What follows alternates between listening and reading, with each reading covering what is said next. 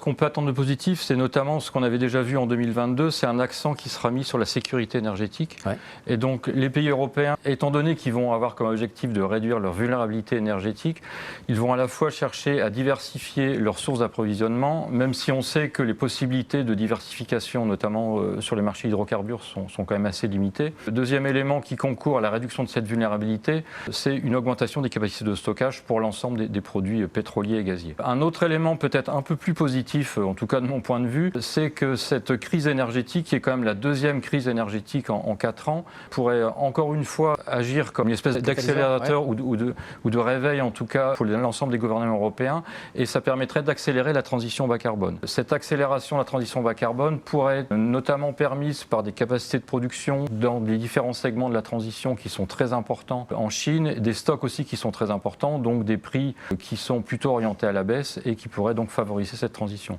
Un exemple à ce titre, c'est qu'on assiste depuis quelque temps à une forte baisse du prix des batteries, à la fois les batteries stationnaires et les batteries pour véhicules, et on sait que les batteries sont un élément central de la transition bas carbone.